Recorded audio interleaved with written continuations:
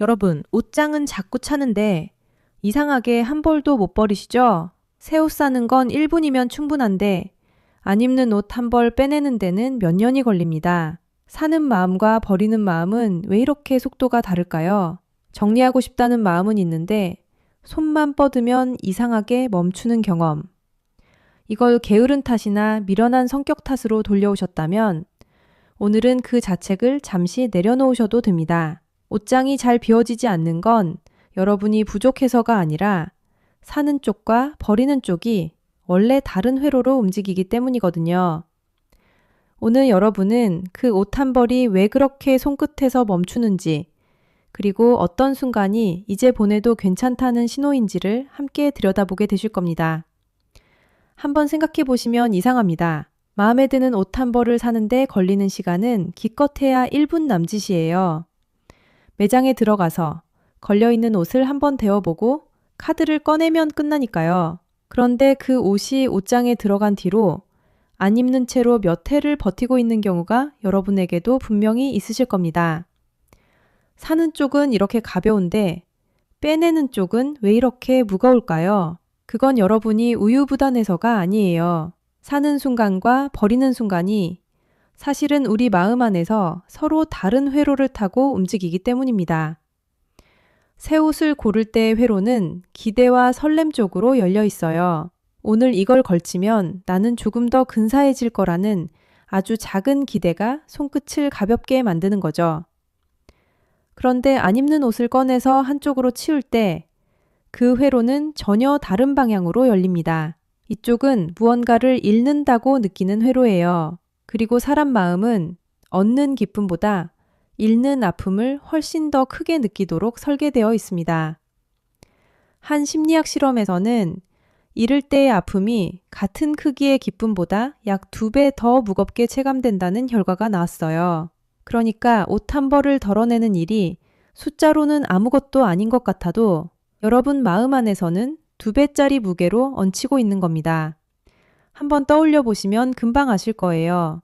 매장에서 옷걸이에서 옷을 빼낼 때는 그렇게 가볍던 그 옷이 집에 데려와 옷장에 걸어둔 그 다음 날부터는 이상하게 다르게 느껴지시죠? 받은 지 며칠밖에 안 된 티셔츠도 내 옷장에 들어간 순간부터는 내 것이 되어버리거든요. 한 뇌영상 연구에서도 어떤 물건이 내 것이 되는 그 순간 뇌에서는 그걸 놓는 일을 정리가 아니라 빼앗김으로 번역한다는 게 확인되기도 했습니다.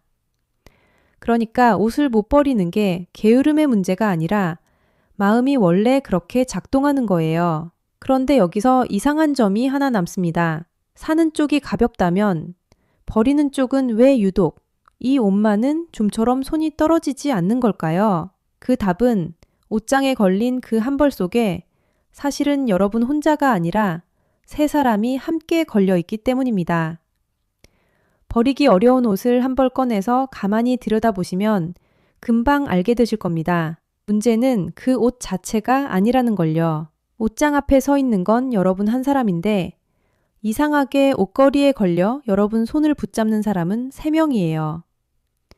살이 빠지면 돌아갈 미래의 나, 그 옷을 비싸게 샀던 그때의 나, 그리고 그 옷을 건네줬던 어떤 사람. 오늘 그 세 사람을 하나씩 조용히 꺼내보겠습니다. 첫 번째입니다. 옷장 안쪽 깊숙한 곳에 걸려있는 지금은 조금 작아진 옷 한 벌. 살 빼면 입을 거야. 이 말 한 번쯤 해보지 않으신 분 없으실 거예요. 그런데 이게 의지의 문제처럼 보여도 사실은 의지가 아니라 불안의 다른 이름인 경우가 많습니다. 무언가를 자꾸 쌓아두는 마음의 뿌리에는 대부분 언젠가에 대한 조용한 공포가 깔려 있거든요. 앞으로 어떻게 될지 모르니까 일단은 남겨두는 것. 옷을 버리지 못하는 게 아니라 언젠가 돌아갈지 모르는 그 몸을 버리지 못하는 겁니다. 한 실험에서는 같은 흰 가운이라도 의사의 가운이라고 믿고 입은 사람들이 집중력이 더 올라가는 결과가 나왔어요. 옷이라는 건 그냥 몸을 덮는 천이 아니라 오늘 내가 어떤 사람이 되는지를 조용히 바꾸는 장치라는 뜻이죠. 그래서 작아진 그 청바지가 옷장에 걸려있는 한 여러분은 매일 아침 그 옷과 함께 사는 겁니다. 작아진 청바지는 여러분을 기다리는 게 아니에요. 매일 아침 옷장 문이 열릴 때마다 여러분을 조용히 지켜보고 있는 겁니다. 그런데 여기서 끝이 아닙니다. 두 번째는 몸이 아니라 지갑에 걸려있는 옷입니다. 이거 비싸게 샀는데 이 말이 입에서 나오는 순간 손은 이미 옷걸이를 다시 걸어두고 있죠. 그런데 여기서 조금 차가운 이야기를 하나 드려야 할 것 같아요. 그 돈은 이미 사라졌습니다. 버리든 안 버리든요. 잊지 않고 걸어둔다고 해서 그 돈이 조금이라도 돌아오는 게 아니에요. 그런데 이상하게도 우리 마음은 그 옷을 버리는 순간에만 돈이 사라지는 기분을 냅니다. 몇 년째 거기 걸려있던 옷이 버리는 그 순간에만 갑자기 값비싸 보이는 거죠. 한 정리 전문가가 남긴 말이 있습니다. 아깝다는 말 속에는 물건에 대한 애착이 아니라 과거의 선택을 부정하고 싶지 않은 마음이 숨어 있다고요. 그러니까 여러분이 지키고 있는 건 사실은 옷이 아니에요. 그 옷을 골랐던 나예요. 그 옷에 어울렸던 몸. 그걸 버리는 기분이 드니까 손이 무거운 겁니다. 그 옷을 인정하고 보내는 건 그때의 나를 부정하는 게 아니라 그때의 나한테 수고했다고 인사하고 지금의 나한테 자리를 내주는 일인데 말이죠. 그런데 여기서 한 겹 더 있습니다. 이건 과거도 미래도 아니고 사람에 대한 이야기예요. 세 번째는 누군가가 건네준 옷입니다. 어머니가 사주신 니트, 오래전 연인이 남기고 간 셔츠, 먼저 떠난 사람이 입던 외투. 받을 때는 그냥 옷이었는데 시간이 지나고 보면 그 옷에는 옷 아닌 것들이 너무 많이 스며들어 있어요. 심리학에서는 옷을 두 번째 피부라고 부릅니다. 다른 물건보다 우리 몸에 가장 오래, 가장 가까이 닿아 있는 물건이기 때문이에요. 그래서 옷은 어느새 내 일부가 되고 누군가가 준 옷은 그 사람과의 관계까지 품은 채 걸려있게 됩니다. 그 옷이 안 버려지는 건 당연한 거예요. 천 한 장을 버리는 게 아니라 그 사람과 보낸 시간, 그 사람이 내 어깨에 손을 얹던 기억, 그 사람이 내게 쥐어주던 마음까지 같이 놓아야 하는 감각이거든요. 서랍 깊숙이 넣어두고 1년에 한 번쯤 꺼내서 소매만 조용히 쓰다듬고 다시 넣어두는 셔츠. 여러분도 한 벌쯤 떠오르실 거예요. 그건 옷이 못 버려지는 게 아니에요. 사람을 버리는 기분이니까요. 그럼 여기서 마지막 질문이 남습니다. 이 세 사람을 평생 안고 살라는 얘기는 아닐 텐데 그럼 언제 보내도 되는 걸까요? 버릴 기준을 숫자로 정해보려 하면 이상하게 다 반박이 됩니다. 1년 안 입은 옷이 기준이라고 하면 계절이 바뀌자마자 다시 손이 가는 옷이 있고요. 3년 넘게 안 입은 옷인데도 내년엔 왠지 입을 것 같은 기분이 듭니다. 그래서 오늘은 숫자 말고 여러분 몸이 이미 조용히 보내고 있는 신호 3가지를 함께 보려고 합니다. 첫 번째 신호는 꺼낼 때마다 작게 한숨이 새는 옷입니다. 옷장 문을 열고 그 옷에 손이 닿는 순간 머리로 뭔가 판단하기도 전에 입에서 먼저 숨이 빠져나가는 경우가 있어요. 어깨에 대보기도 전에 이미 기분이 살짝 가라앉는 그런 옷. 이게 참 신기한 게 좋아하는 옷을 꺼낼 때는 같은 손짓이어도 숨이 그렇게 새지 않습니다. 오히려 가볍게 끌어당겨지는 느낌이 들죠.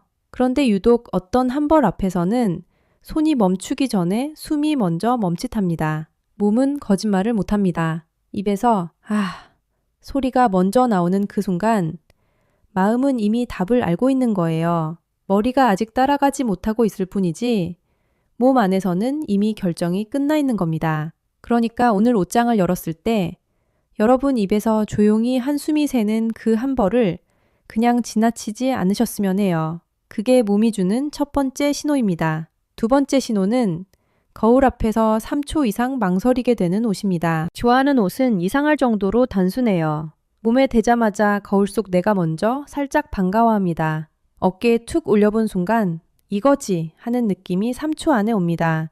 그런데 어떤 옷은 거울 앞에서 유난히 오래 서 있게 됩니다. 이쪽 각도로 비춰보고 저쪽으로 돌려보고 소매를 접었다 폈다 하고요. 지퍼가 어깨선에서 한번 걸리고 당기면 허리 쪽 실루엣이 조금 퍼지고 그 망설임이 3초를 넘어가고 있다면 그 옷은 이미 지금의 여러분과는 조용히 어긋나 있는 상태인 거예요. 몸은 매일 아침 아주 작게 그 신호를 보내고 있었습니다. 다만 우리가 바빠서 못 들었을 뿐이죠. 좋아하는 옷은 망설이지 않습니다. 몸이 먼저 기뻐하니까요. 그래서 거울 앞에서 길게 머무르게 되는 옷이 있다면 그 시간 자체를 몸이 주는 답으로 받아들이셔도 됩니다. 세 번째 신호는 아주 짧은 질문 하나로 확인됩니다. 지금 이 옷이 내 옷장에 없다고 치면 내 돈 주고 다시 살까?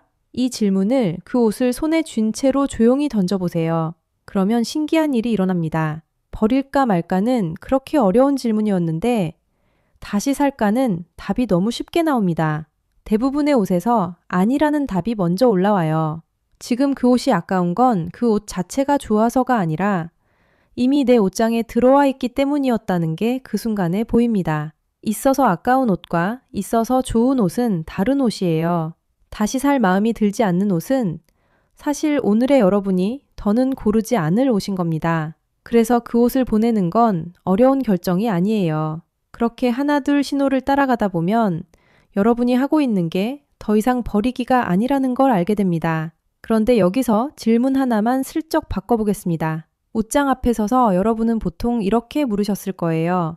뭘 버릴까? 그런데 이 질문이 나오는 순간 우리 뇌는 조용히 방어 자세를 잡습니다. 하나하나가 다 아까워지고 하나하나에 다 이유가 붙기 시작해요. 그 결과는 여러분도 아시죠? 결국 한 벌도 못 꺼내고 옷장 문을 닫게 됩니다. 그런데 질문을 이렇게만 바꿔보세요. 뭘 남길까? 단어 하나 바꿨을 뿐인데 신기하게도 좋아하는 옷 몇 벌이 먼저 눈에 들어오기 시작합니다. 그 몇 벌을 골라내고 나면 나머지는 굳이 힘주지 않아도 손에서 스르르 놓아져요. 버리는 게 아니라 고르는 일이 되는 겁니다. 옷장을 한번 정리해본 분들이 공통적으로 하는 말이 있어요. 머리가 개운해졌다. 옷장이 가벼워진 만큼 매일 아침 뭐 입지를 고민하던 그 작은 에너지가 하루 전체로 돌아오거든요. 몇 벌 덜어냈을 뿐인데 하루의 여백이 넓어지는 겁니다. 그러니까 여러분이 지금 하고 있는 건 잃는 일이 아닙니다. 앞으로 입고 싶은 옷에게 그리고 지금의 나에게 자리를 내주는 일이에요. 비운다는 건 사라지는 게 아니라 지금 이 순간에 내가 설 자리를 조금 넓혀주는 일이거든요. 오늘 밤 옷장 문을 여시거든 한꺼번에 다 하지 않으셔도 됩니다. 딱 한 벌만 꺼낼 때 저도 모르게 아 소리가 새어나오는 옷 한 벌만 살며시 꺼내보시면 어떨까요? 그거 하나면 충분합니다. 옷을 못 버리는 건 여러분이 게으르거나 미련해서가 아닙니다. 사는 마음과 버리는 마음은 원래 속도가 다르게 움직이도록 설계돼 있었을 뿐이에요. 옷장 앞에서 여러분 손을 붙잡고 있던 세 사람, 살 빼면 돌아갈 미래의 나, 비싸게 샀던 그때의 나, 그 옷을 줬던 누군가에게 오늘은 차분히 인사를 건네보세요. 그리고 몸이 이미 주고 있던 세 가지 신호, 한숨이 새어나오는 옷, 거울 앞에서 망설이게 되는 옷, 지금 없다고 치면 다시 살 생각이 안 드는 옷, 이 신호들을 따라가시면 됩니다. 옷장이 조금 가벼워진다는 건 결국 여러분의 하루가 조금 가벼워진다는 뜻이에요. 오늘 이 이야기가 마음에 조용히 남으셨다면 구독과 좋아요를 눌러주세요. 지금까지 오호심리학이었습니다.